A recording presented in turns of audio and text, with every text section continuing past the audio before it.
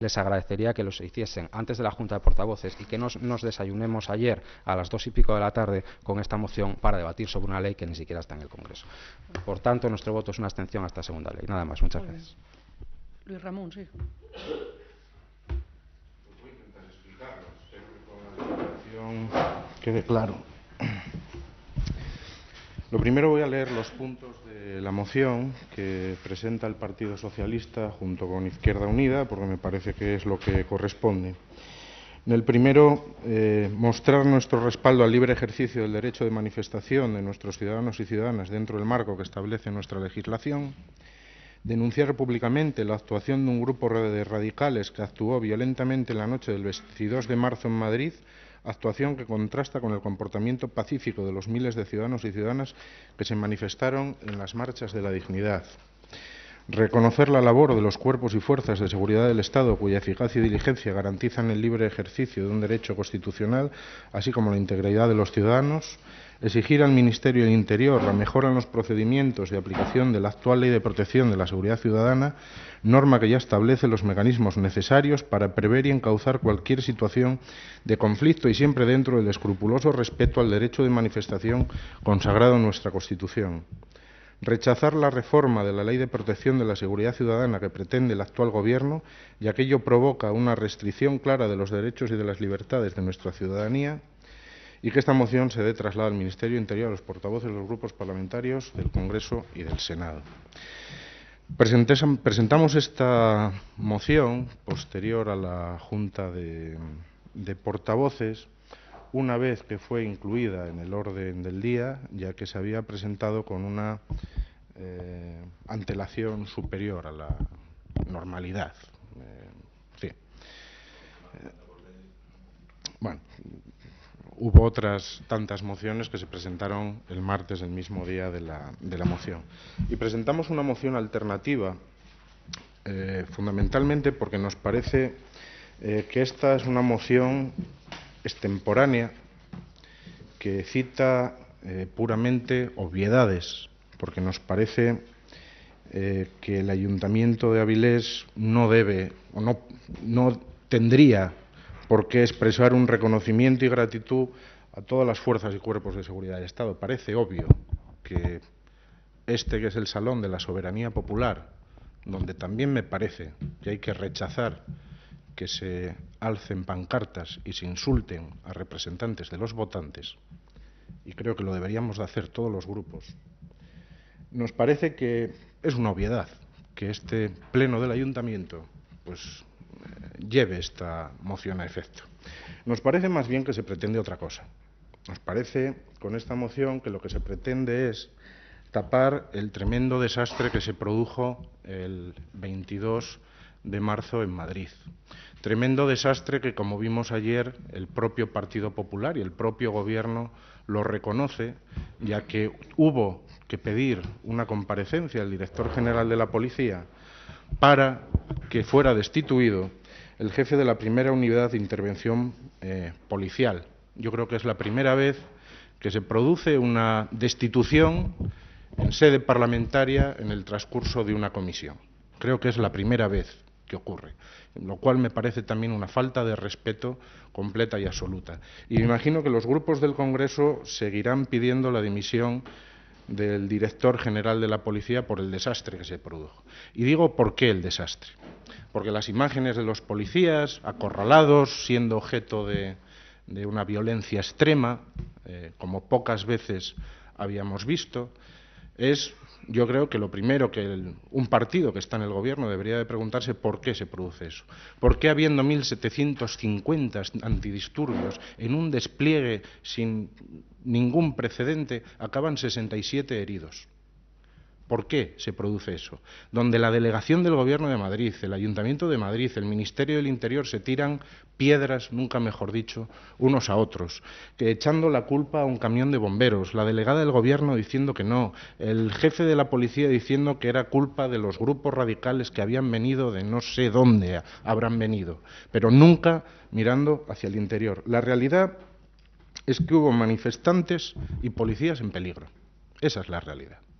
que hubo personas que pacíficamente se fueron a manifestar y que estuvieron en peligro, y que hubo policías, personas que están realizando su trabajo, que estuvieron en serio peligro también su integridad física. Esa es la realidad. Y de todo eso, meses después, solo hemos tenido la destitución de una persona en sede parlamentaria en una comparecencia en una comisión. No parece de recibo ni que se esté rectificando ni que se hayan buscado las soluciones y el por qué ocurrió lo que no debería de haber ocurrido. ¿Por qué el silencio de las transmisiones durante tanto tiempo? Las manifestaciones del Sindicato Unificado de Policía reclamando las dimisiones de las personas responsables en lo que decían que era el peor dispositivo que se recordaba, porque hubo otras manifestaciones donde hubo disturbios. Yo creo que, bueno, igual de esta parte de la bancada, todos hemos estado en alguna manifestación que haya acabado en algún disturbio. No implica eso que haya que criminalizar, como después intentaron muchos medios de información cercanos a la derecha, la propia manifestación. Y lo dice alguien que es representante de un partido que efectivamente no formaba parte de los convocantes de esa manifestación. Hay manifestaciones en las que se puede estar de acuerdo con el objetivo, se puede estar menos de acuerdo, se puede tener más afinidad o menos afinidad con el resto de convocantes. Pero en todo caso lo que respetamos es el derecho de los ciudadanos y ciudadanas a manifestarse. Y aunque no fuéramos el Partido Socialista uno de los convocantes de esa manifestación, respetamos profundamente el derecho de las personas a poder realizarlo. Porque, según lo que dice la moción, ¿de verdad están en peligro las fuerzas y cuerpos de seguridad del Estado? ¿A alguien les falta al respeto en un pleno? ¿O estaban pensando quizá en Esperanza Aguirre? ¿Estaban pensando en la presidenta del PP cuando se refieren a la falta de respeto de las fuerzas y cuerpos de seguridad del Estado? ¿O es que la Policía de Madrid, si pone una multa a la presidenta del PP, no merece ese respeto y se puede vilipendiar su actuación? ¿O lo es la Policía Local de Oviedo, si es que multa a una concejala de Foro? No. El respeto a los cuerpos y fuerzas de seguridad del Estado hay que tenerlo siempre, cuando van a favor y en contra también. Pero es que dice también la moción una parte en la que dice su deber para el mantenimiento de los derechos y libertades de toda la sociedad democrática. ¿Están en peligro de verdad los derechos y libertades de la sociedad democrática española? A nosotros nos parece que en algunos puntos sí. Y por eso, Pablo, incluimos, que nos parece una parte fundamental de la moción, el punto 5, en el que pedimos la retirada de la Ley de Protección de la Seguridad Ciudadana, que ya fue al Congreso el 19 de marzo. Sí, tiene que volver, pero ya fue al Congreso. Y desde que se presentó en noviembre o diciembre del año pasado ya tuvo diversas modificaciones. Y decimos y pedimos la retirada de la ley porque si ya este Gobierno nos ha quitado parte de nuestros derechos sociales, ahora también parece que van a por los derechos civiles.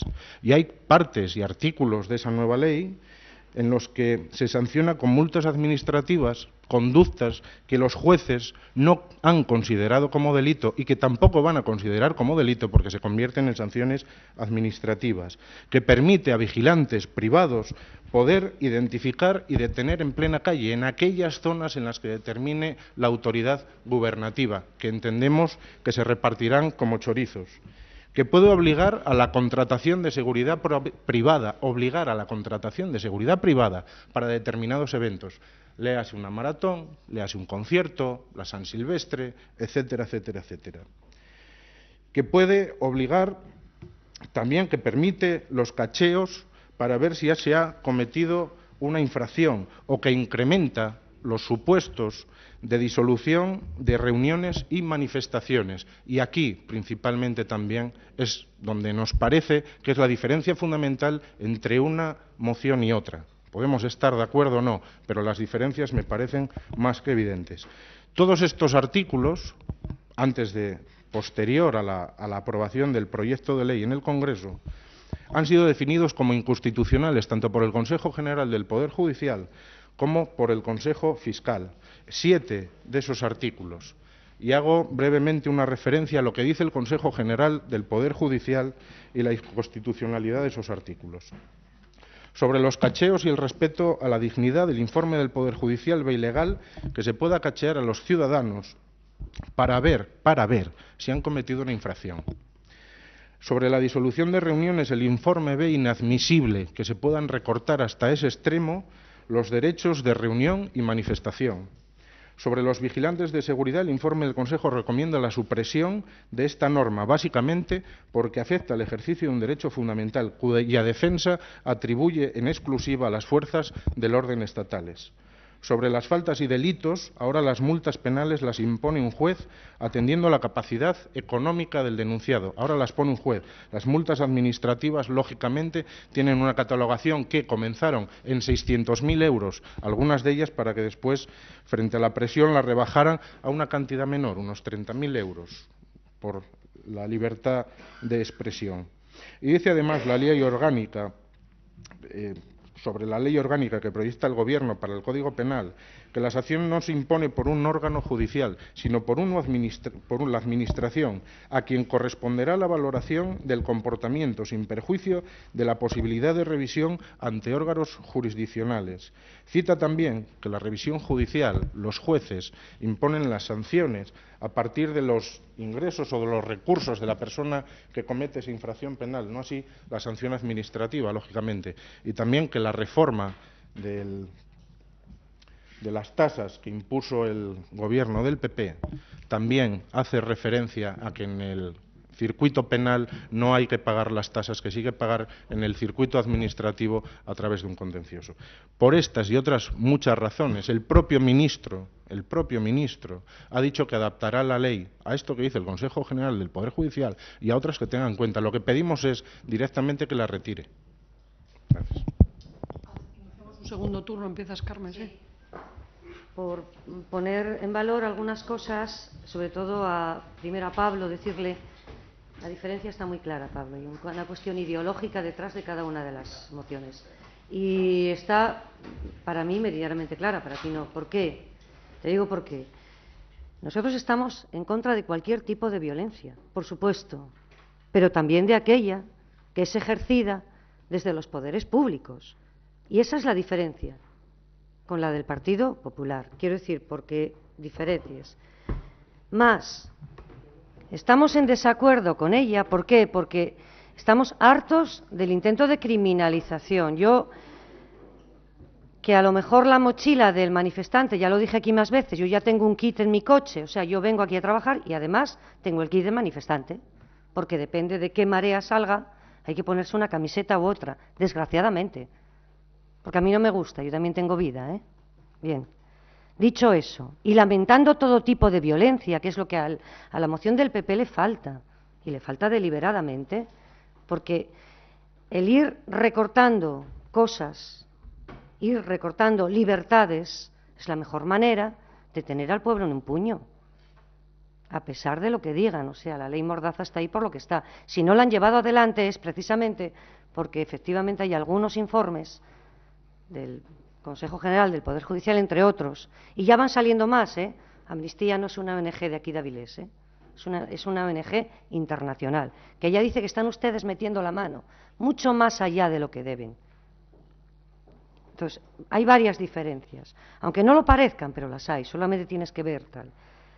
Luego, lo que lamentamos profundamente es que, claro, mientras debatimos cuántos violentos salían con no sé qué barra, no debatimos y reflexionamos por qué hay estas mareas ciudadanas, por qué la gente tiene que salir a la calle, por qué está perdiéndolo todo. Y no nos olvidemos, cuando uno no tiene nada que perder, no tiene nada que perder, ¿eh? Una persona que ya no tiene, que está en exclusión social, que tiene hijos a los que no puede mantener. Yo tengo fotografías, si quieren se las enseño, de los desahucios, de las abuelas y de los niños.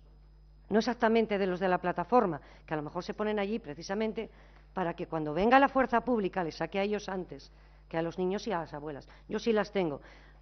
Ustedes viven en los mundos de Yupi, yo ya lo sé. O sea, Tamara Falcó al lado suyo es, bueno, es una cosa. Ustedes tienen su mundo en el que se meten en sí mismos, no quieren ver la realidad porque es más cómodo.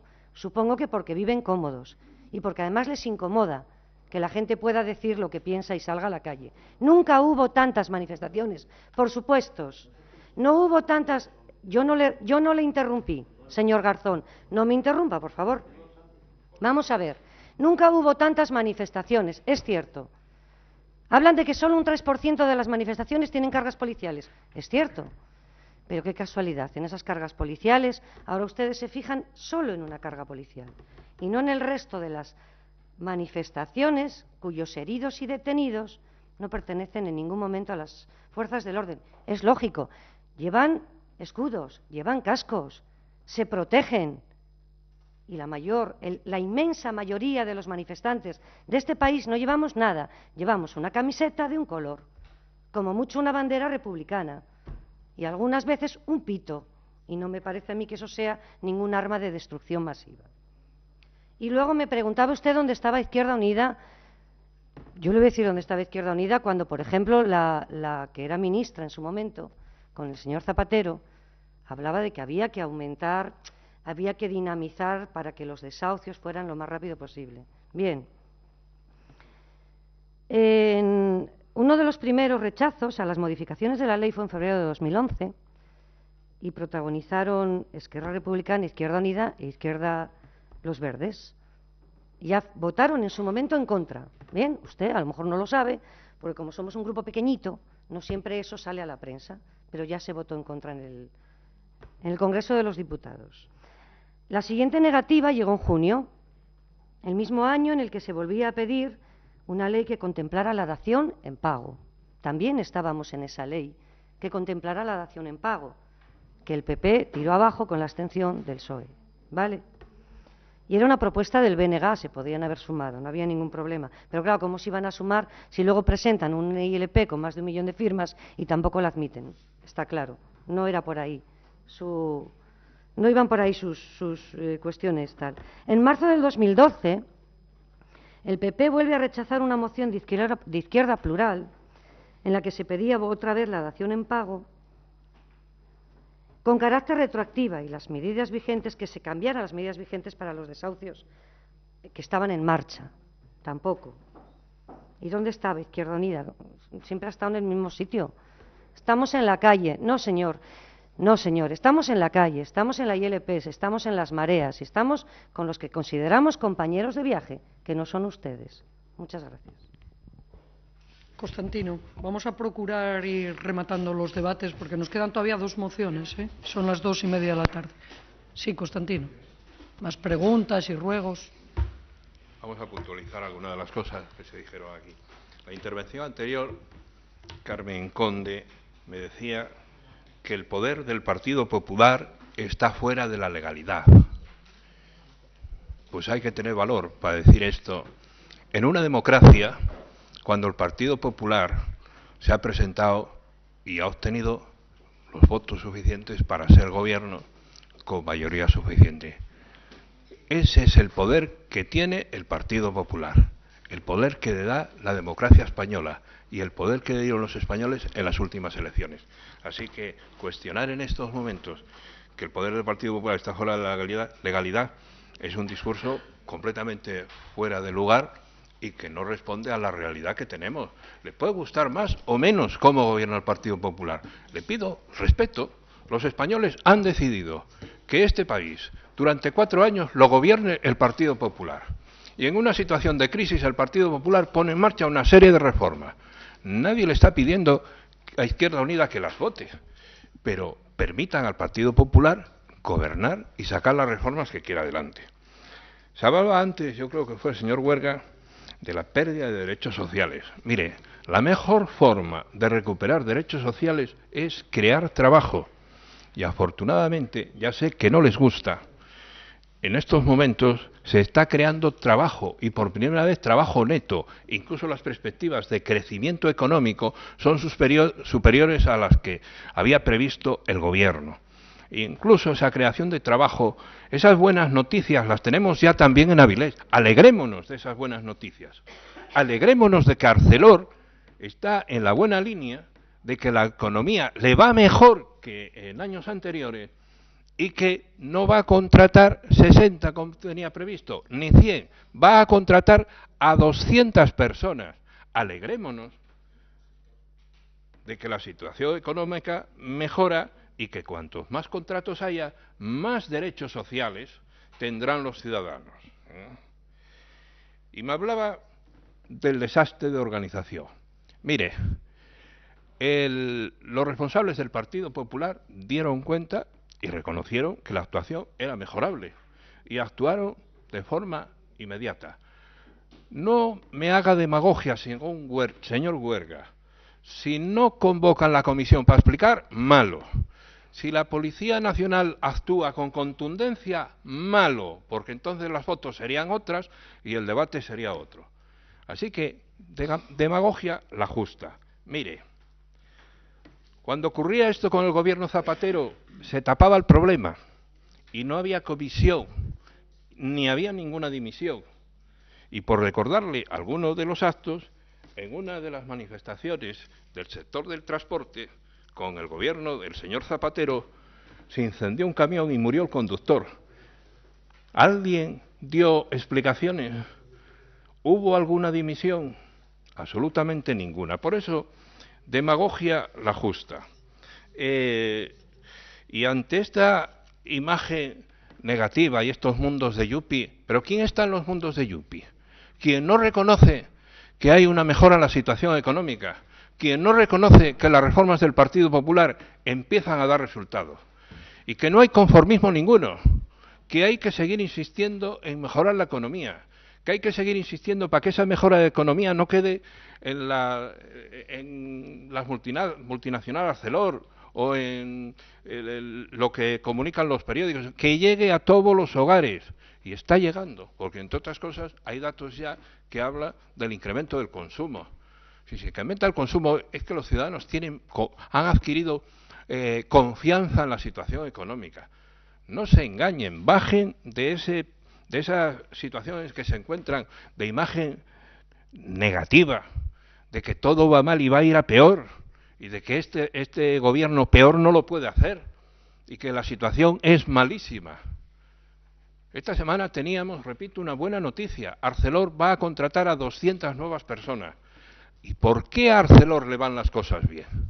Entre otras cosas porque el gobierno del Partido Popular puso en marcha interesantes ayudas para el sector del automóvil, que van ya por el 5º plan PIBE de incentivos a la venta de automóviles y que, como consecuencia, a las empresas del sector de la automoción le van las cosas mejor. Y al irle a las empresas de automoción, le va mejor a quien fabrica esa chapa de automoción. Por eso Arcelor tiene mejores perspectivas económicas de futuro que hace un año. Digamos, mucho mejor que hace un año. Lamento el giro que ha dado la moción a tener que hablar de una reforma de una ley que todavía no se sabe su proyecto definitivo y que se adaptará a todos esos informes que se están haciendo, como no puede ser de otra manera. Y que, en definitiva, el objetivo de esta moción, en el que coincidimos todos, y bien recalcaba el portavoz de Foro, en lo sustancial, estamos de acuerdo en condenar la violencia en las manifestaciones, los daños y perjuicios que genera, y en apoyar a los cuerpos y fuerzas de seguridad ciudadana. Ese era el objetivo principal de esta declaración institucional del Pleno de Avilés.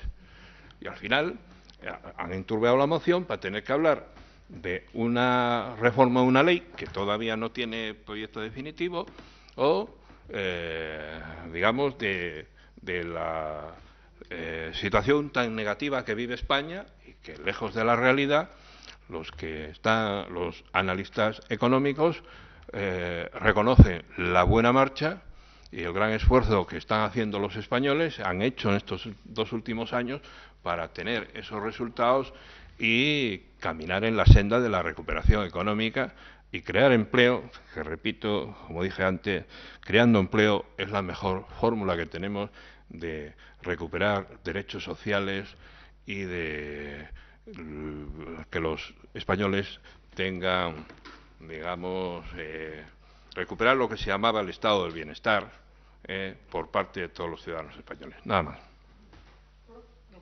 Luis Ramón, sí, cerramos ya el diálogo.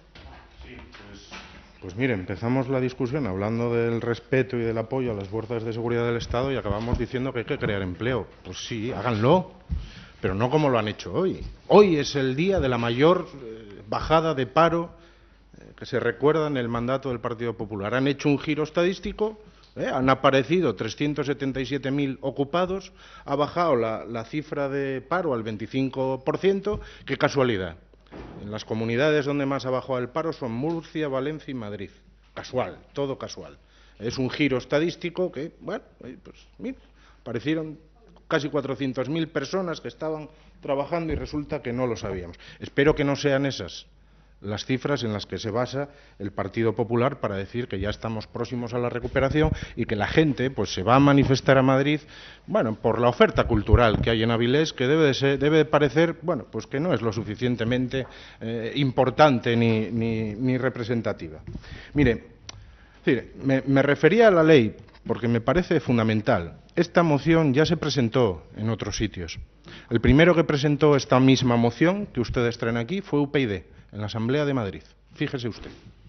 Y el PP la enmendó, y la enmendó la ilustrísima alcaldesa de Madrid, doña Ana Botella, para pedir que se acotaran los espacios donde la gente podía ir a Madrid a manifestarse. Y ese es el espíritu por el que vamos. Y por eso hago referencia a la ley, que no me parece ninguna cosa menor. Porque en la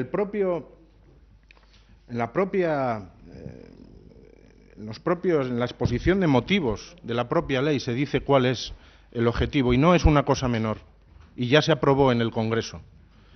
Y tienen ustedes mayoría absoluta para poder volver a aprobarla en el Congreso. A ver si solo la mayoría absoluta funciona cuando ustedes nos quieren hacer creer. Y dice que este cambio legislativo tiene que ver con la creación de nuevos mercados para la seguridad privada.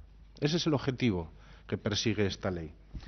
Instaura el principio fundamental de que la seguridad la tiene quien la puede pagar.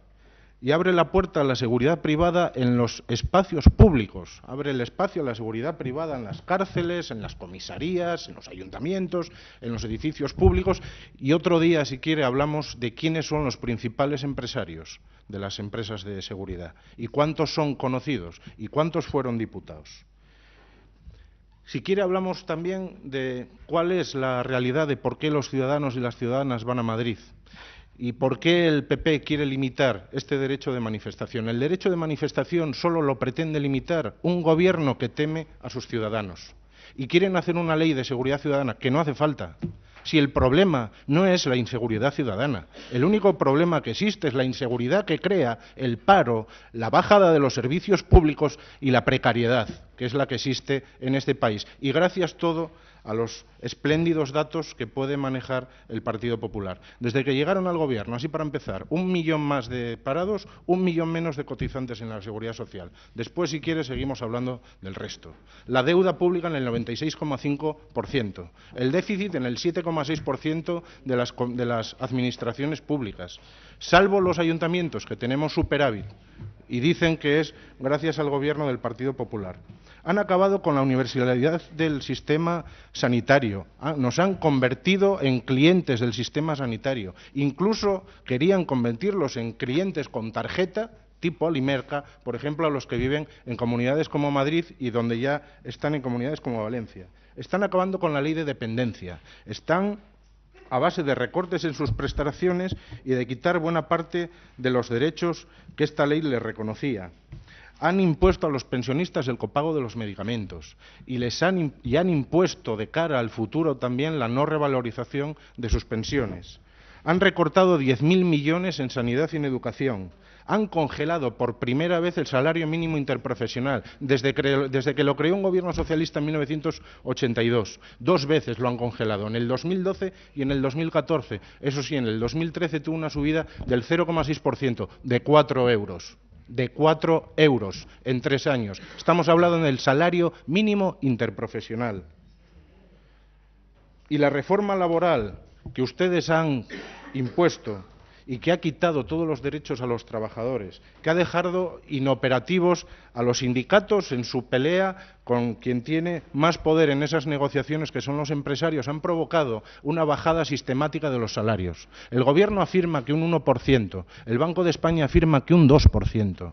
El año pasado, en el 2012, cuando ya iniciábamos esta recuperación económica, los salarios bajaron por primera vez en el cuarto trimestre de un año, un 3,5%, y han seguido bajando progresivamente durante todo el año 2013. ¿De qué nos están hablando? ¿Pero en qué país viven? De verdad, ¿en qué país viven ustedes? ¿Cuál es el empleo que ahora mismo se está creando? ¿Cuál es el empleo? El empleo precario. ¿Oyeron ustedes hablar de la exclusión de lo social de las personas que están trabajando? ¿Oyeron hablar de eso? De las personas que tienen un trabajo y cuya remuneración no les llega para tener una vida digna. ¿O no oyeron hablar de eso? Por eso y por otras muchísimas cosas, que no tenemos tiempo, porque son las 3 menos 20. Por eso la gente se va a manifestar en Madrid. Y nosotros defendemos que la gente se pueda seguir manifestando, porque a nosotros lo que opina la gente no nos ha dado nunca miedo. Muy bien, pasamos a votar las mociones. Votamos en primer lugar la del Partido Popular.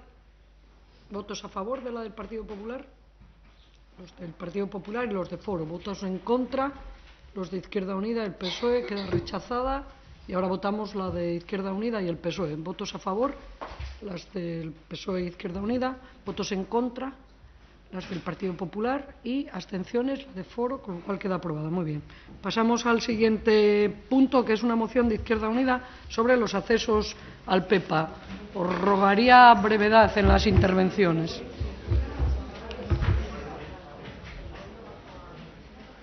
Nos queda todavía una moción, varias preguntas que tenemos pendientes del otro pleno.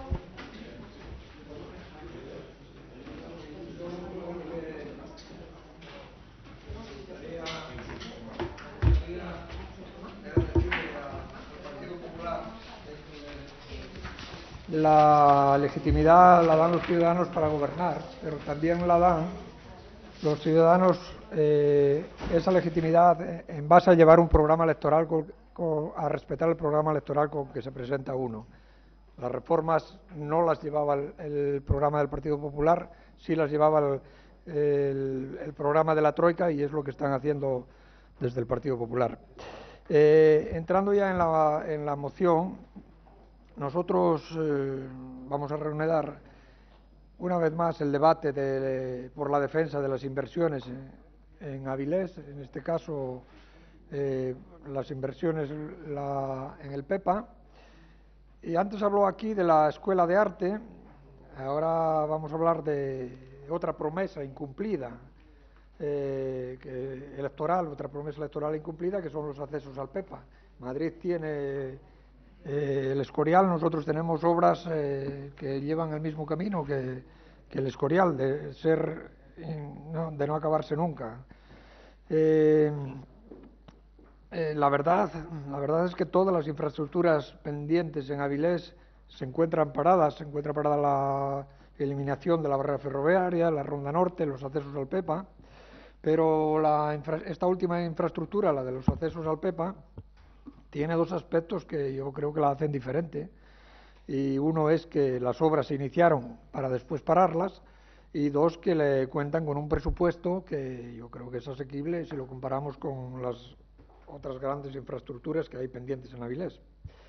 Y de todo esto lo que se ve es que hay una triste realidad detrás, y es que Avilés, año tras año, no aparece en la agenda del gobierno regional del Partido Socialista, y nadie duda en Avilés de que los accesos al PEPA sean una infraestructura prioritaria y estratégica para contribuir al futuro desarrollo económico, industrial y portuario de la ciudad. Nadie lo duda, y si nadie lo duda, si este proyecto de ciudad tiene el respaldo unánime de todas las fuerzas y es compartido por todos, lo que es necesario y es imprescindible es echarlas a andar sí o sí.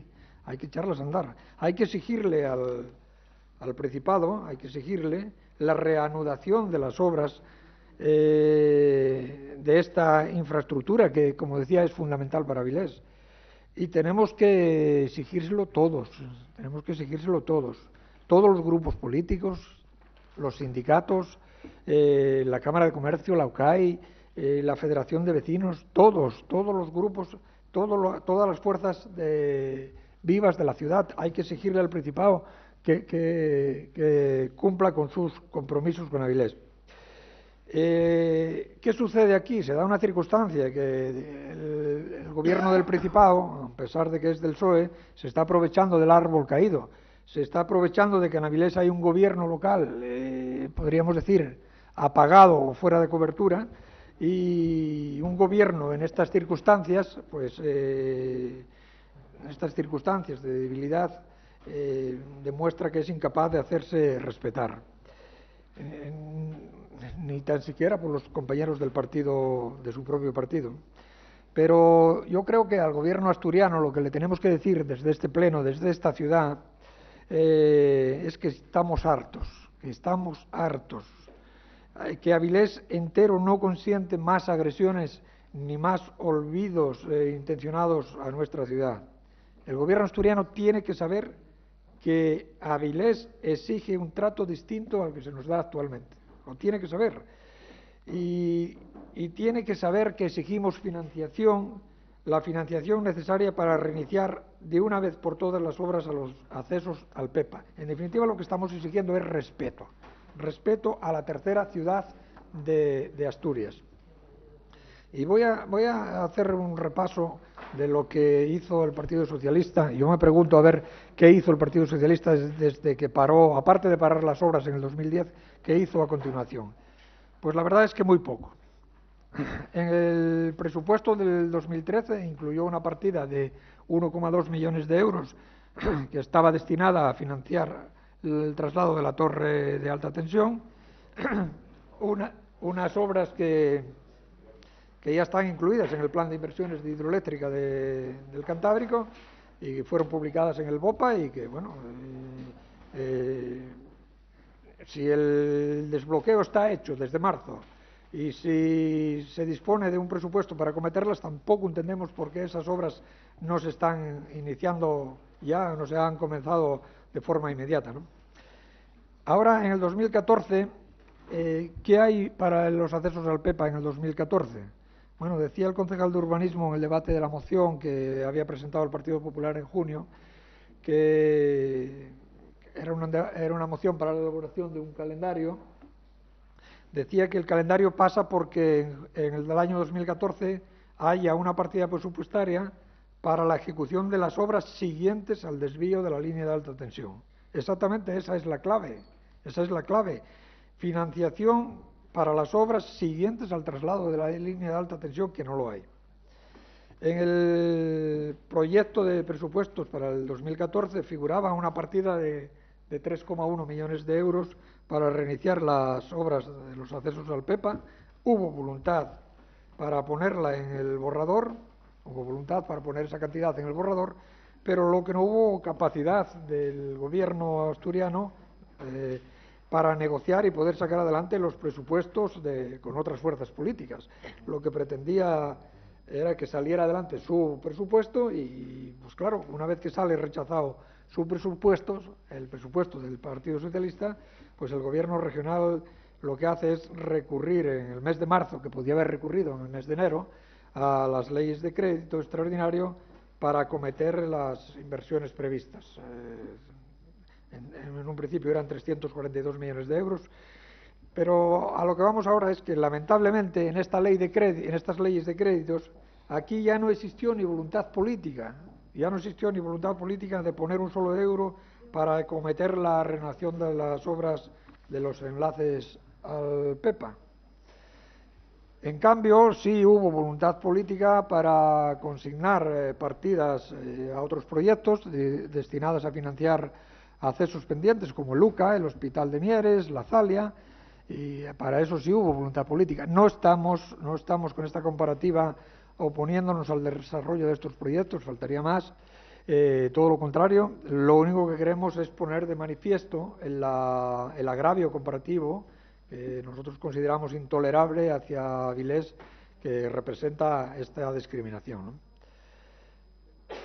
Para lo que sí tuvo voluntad el gobierno asturiano es para tratar de engañar una y otra vez a los avilesinos.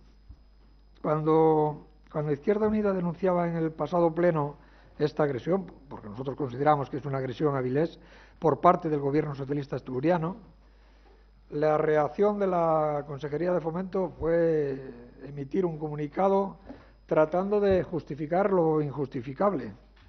Nos afirmaba que la continuidad de las obras estaba garantizada con la partida del 1.000.000 de euros que se incluía en el presupuesto de 2013.